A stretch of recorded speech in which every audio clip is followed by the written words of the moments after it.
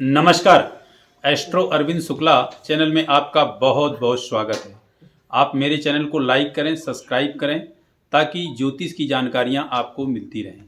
आगामी समय पे किन ग्रहों का कैसा ट्रांजैक्शन है इसका मिलता रहे, आदि आदि चीज़ों की जानकारियां आपको प्राप्त होती रहेंगी। तो आप मेरे चैनल को लाइक ज़रूर करें और समय समय पे आपको ज्योतिष से संबंधित कोई भी जानकारी है वह आपको ज़रूर प्राप्त होगी।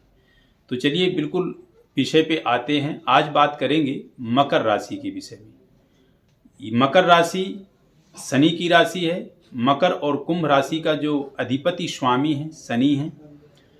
मकर राशि में जो 7.5 चल रहा था, अभी भी चलेगा, लेकिन जो 7.5 का मध्य था, अर्थात पूर्ण रूप से जो उसके पेट भाग में, उदर भाग में 7.5 था, वो खत्म होकर के अब मकर राशि वालों के पैरों में 7.5 आ रहा है।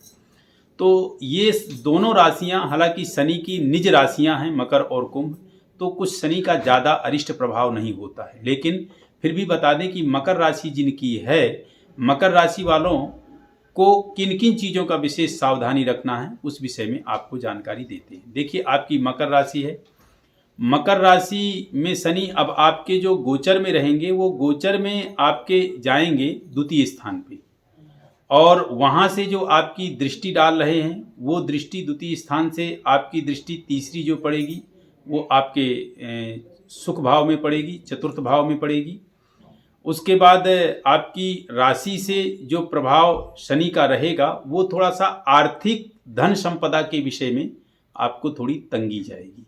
कहने का तात्पर्य कि कहीं भी आप बगैर सोचे समझे कुछ इन्वेस्ट मत कीजिएगा और थोड़ा शेयर मार्केट से अपने आप को विशेष बचा के रखिएगा।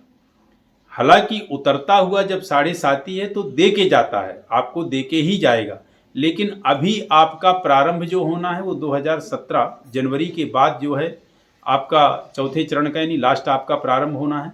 तो इन चीज़ों का आप थोड़ा सा ध्यान रखेंगे। भगवान शिव की तपस्या विशेष करेंगे, क्योंकि जाते हुए दे के भी जाता है, नुकसान करके भी जाता है। इसके लिए मैं प्रायः ये कहता हूँ कि जो आपकी प्रॉपर जन्म कुंडली है उसके ऊपर ज़्यादा उसका प्रभाव रहता है, उसके ऊपर वह आधारित रहता है। तो आप अपनी किसी अच्छे ज्योतिषी से प्रॉपर जन्म पत्री का जो है अध्ययन करवा लें तो आपको सटीक जानकारी उससे ज़्यादा प्राप्त होगी। ये तो जो साल भर का नॉर्मल फलादेश होता है उसके आधार पर हम बता रहे हैं। आपको और क्या क्या लाभ होगा। जिनका मान लीजिए किसी प्रकार का कोई विवाद चल रहा था, भाइयों से हो या किसी प्रकार की संपदा को लेकर के हो या किसी भी प्रकार से कोर्ट कचहरी का मामला हो, यानी कहीं से भी कोई आपस संबंधियों में या आपके दाम्पत्य जीवन में किसी प्रकार से भी कोई यदि आपका तनाव अर्थ से संबंधित, धन से संबंधित चल रहा था, तो अब आपको उसमें लाभ प्राप्त होगा। उतना नहीं कि आप बिल्कुल समझें कि पूरी तरह से, क्योंकि अभी आपका 7.5 उतरना है, उतरा नहीं है। यह थोड़ा सा अच्छा है कि ये शनि की निज राशि है, इसलिए इस पे ज़्यादा अरिष्टकारी प्रभाव नहीं देता है। जैसे मान लीजिए वृश्चिक राशि हो गई, कर्क राशि हो गई, इन राशियों पे, मेष राशि हो गई, इन राशियों पे शनि का ज़्यादा अरिष्ट प्रभाव होता है, क्योंकि शत्रु ग्रह की राशि है। सिंह राशि हो गई, तो इन राशियों पे ज़्यादा प्रभाव होता है। तो आपको एक इनका है। अब आप यदि कोई नया कार्य व्यापार खोलना चाहते हैं तो धीरे धीरे आप सहज सहज उसको शुरू कर सकते हैं। कोई प्रतियोगिता एग्जाम दे रहे हैं, किसी प्रकार से एग्जाम की कोई कॉम्पिटिटिव तैयारी कर रहे हैं तो उसके लिए सफलता मिलेगी। कोई लंबे समय से केस चल रहा था, कोई लंबे समय से आपकी किसी भूमि पे विवाद किसी प्रकार का कुछ चल रहा था, उससे आपको राहत मिलेगी। कोई लंबे समय से कर्जा आपके ऊपर चढ़ा हुआ था, उससे आप निजात पाएंगे। तो ये चीज़ों पे आपको निजात मिलेगी। लेकिन इन चीज़ों को जैसे जैसे आपको थोड़ा छुटकारा मिलता है तो ऐसा नहीं कि आप थोड़ी उसमें छुटकारा पाते ही कोई नया कर्ज लेना शुरू कर दें। अभी थोड़ा इन चीज़ों से आपको बचना है।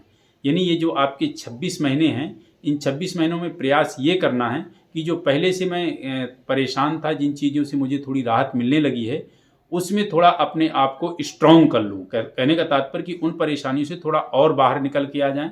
आर्थिक स्थिति का थोड़ा सा अपने आप का और बलिष्ठ करें, यानी थोड़ी धन का संग्रह और करके फिर कोई नया कार्य, नया व्यापार या नई कोई भूमि भवन की स्थिति आप बनाना चाहते हैं तो फिर कीजिए, निश्चित रूप से आपको सफलता मिलेगी।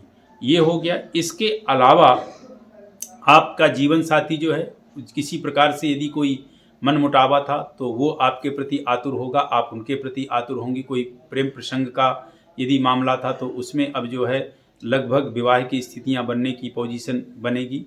और किसी भी प्रकार से किसी भी स्थिति से मान लीजिए कोई सगे संबंधियों से या इष्ट मित्र से कोई तनाव चल रहा था तो उसमें भी अब आपको लाभ मिलेगा। आपको थोड़ा सा ध्यान ये देना है कि अनन्य भाव से भगवान शिव की आराधना करनी है। और यदि कहीं किसी प्रकार से कोई सफलता की किरण आपको नज़र आ रही है तो उसमें आपको आलस्य नहीं करना है, क्योंकि ये जाता हुआ शनि थोड़ा आलस्य देता है, क्योंकि शनि का कार्य ही है सनई सनई धीरे धीरे।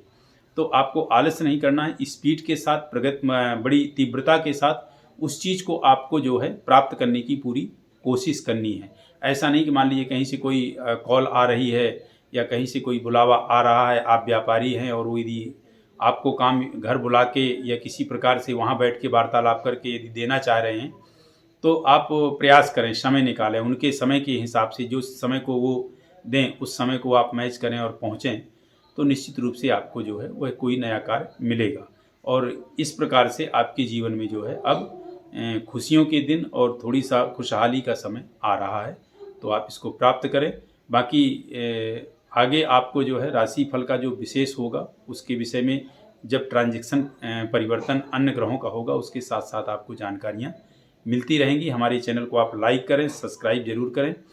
और पुनः आपको जो है यह मैं बता दूं कि आपको विशेष रूप से अभी भी सावधानी बरतनी है भगवान शिव की, हनुमान जी की और साथ साथ शनि महाराज आदि की, सभी की आप आराधना करें। उसमें विशेष आराधना भगवान शिव और हनुमान जी की करें, इससे आपको सफलता निश्चित मिलेगी। तो इन्हीं शब्दों के साथ आप निरोग रहें, स्वस्थ रहें, परमपिता परमात्मा की कृपा आप सभी पर बनी रहे। 2023 की ढेर सारी शुभकामनाएं। 2023 आपका हर प्रकार से मंगलमय हो। नमस्कार।